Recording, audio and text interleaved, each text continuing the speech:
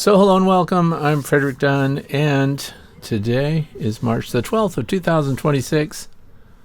And look at this. That's a little jumping spider. If you're a beekeeper, you're going to see one of these under every one of your hive covers. Just about. Now, last winter, I collected a small jumping spider that was cruising across the ceiling above my editing station, and I put her in this tiny jumping spider habitat. It's from Amazon. And it's getting dirty. Look at all the webs and everything else in there. Look at her looking back at me. She knows me by now. And I'm going to move her into a larger container. So I thought I would make a quick video and demonstrate that, because we have to wash her stuff. And I'm going to move her into a larger one. That makes this transition easy, because see what I did? I opened the front of the larger one, put the smaller one inside, and I have removed her front door. And that's so that she could come right out, of course, which took several hours on her own. I mean, I'm not in a rush anyway. And she'll eventually come out of the small enclosure and move out into the large enclosure. And then I will remove the little one. I'll be able to wash it, and she'll have a new, larger habitat.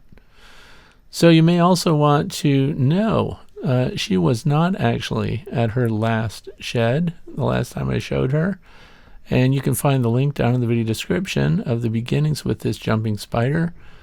And she actually shed one more time. And look at this silver ring she has around her abdomen there. Very interesting. And of course she's out.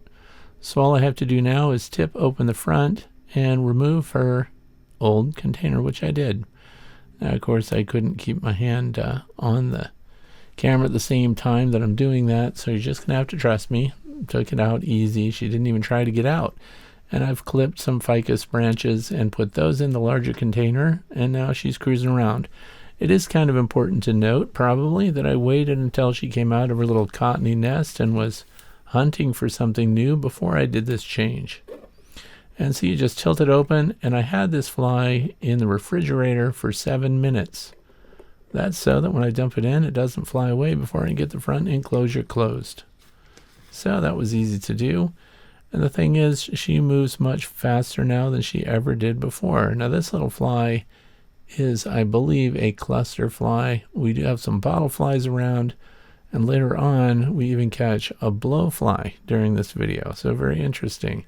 She gets her flies within about 15 or 20 seconds. That is a bottle fly, and she's better at jumping now too. So she's not just bigger, smarter, and faster. She can jump across the space. Now that fly acts like it's caught in a tiny web, because every time she drops or jumps, she leaves a little strand of spider web behind her. Even though she's an ambush hunter, she doesn't wait for anything to come to her little spider web.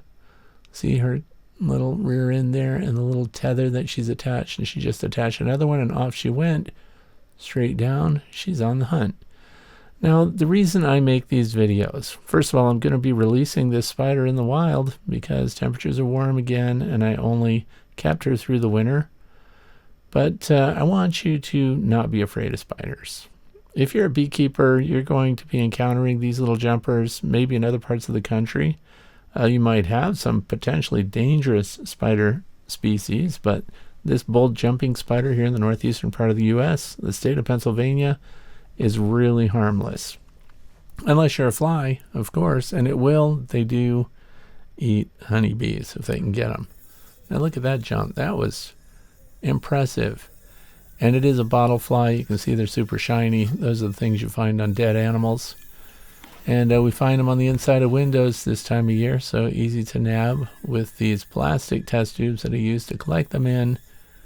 And that's also what I use to put them in the refrigerator. And as I mentioned, 7 minutes is pretty good because it incapacitates them just enough so they don't fly away when you dump them in the spider container. And they come around and give your spider something to chase after. So this is a female bull jumping spider. Someone can correct me if you think that's wrong. I'm not a spider expert. But one of the things that I am doing is trying to get you not to be afraid.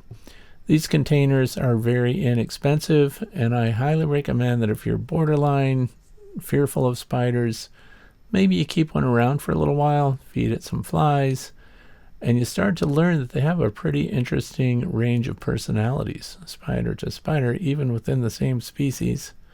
These things have very good eyesight. So when I come into the grow room here, which is where I start my plantings for pollinators in spring, the spider reacts to my presence because each time I walk up to its container, I feed it something. Now, you might be wondering, how often am I feeding a fly to this spider? Well, right now, it seems like I give her one every day or two. And at the end of this video, I have a really large blowfly. That was really interesting. And so what you're seeing here over the span of 13 minutes and 46 seconds is the feeding of 3 different fly species to this bull jumping spider. Now, she's not going to lay eggs and have babies, and that's because she needs to have a male to mate with, and she never got that far apparently. So when they build their little cottony hammocks or webs or whatever you want to call them as a jumping spider, they're doing one of 2 things, so I'm told. One is they're preparing to shed their skin, get rid of their exoskeleton, which is the case here. That's what happened. Or they're getting ready to produce an egg pouch that will result in lots of tiny new baby spiders coming out. So this is safe. She's just munching spiders. She's not making new spiders. She's munching flies. As I mentioned, if you had, for example, some drones that were dying anyway, you could drop one of those in there, feed your spider for a week on one of those. She walks around with a spider for several, not a spider, she walks around with a fly for several hours, just hanging on to it. They don't consume them completely because remember, their digestion is taking place outside of their body. They are using their fangs to inject their venom, I guess you could call it, which dissolves the insides of the spider, and then they suck it right back, the fly, and then they suck it right back out, and that's how they get their nutrition. They also do need to be given water, so I have a little syringe that I stick through the little vent holes in this thing, and I spritz it every single morning. And here's a different fly species. So coming up again, this is what's called a cluster fly. And here in our house, as disturbing as it might be, they seem to come out of the walls somewhere, around window trim and things like that. And they just show up on the windows on warm spring mornings. And so rather than just shoo them outside or kill them, we collect them and feed them to the spider. So you can also see that her new enclosure is nice and clean. And so it's easy. You just transfer her from one to the other and then clean whichever one she's not occupying. Now, I have grandsons, and they are coming over today. And I think we're going to give one of them an enclosure. The problem is his mother is terrified of spiders. So we want to try to win her over a little bit. If you're going to win someone over with a specific spider species, I think jumping spiders are right at the top of the list. There's a lot of them. They're super alert. They see you when you walk around. They stare at you. They watch you move. You couldn't get one of these things to bite you unless you actually put your finger on the spider and forced it onto your skin and trapped it. They are not going to jump on you and bite you. Now, I'm not one of those spider enthusiasts that sticks their hand in there and makes the spider climb all over them for a video. I just leave them inside the container. The cool thing about this is you can get lots of pictures of them. Now, I can't say or make a promise that if you post pictures of a spider on social media that anybody's going to be happy about it. Maybe a couple of people would be. But there are some people that have serious spider phobias. So I would like the beekeepers out there and people that are doing gardening and things like that where you encounter these jumping spiders, I'd like to invite you not to smash them. I think they do a lot of good. I also think that even though you may catch one once in a while eating a honeybee, that when they take up residence under the outer cover of your beehive, I think they're preventing other things from getting up in under your beehive cover. So that might be food for thought when you're considering whether or not to smash a jumping spider that you come across, like the one in the opening sequence today. If you just leave them there, they might keep ants out. They might, because remember, when ants move into a beehive up in the inner cover area, the scouts come first. And if those initial scouts show up and there's a tiny spider there that nabs them, then they get routed somewhere else. That's food for thought. How about the wax moths that fly around on the edges of your beehives? If one of those lands on the side of the hive and tries to scoot up under a cover and finds a jumping spider there, the wax moth is gone. It's supper. So they may not be as bad as you think. I can't guarantee that they'll perform those functions, but this is Janice the jumper, and she's won us over here. Even my wife puts up with her, and you can hear the wind is really blowing because storm system coming through. And the temperatures have dropped, of course. Outside it was in the high 60s. Now we're right down into the 20s and 30s again.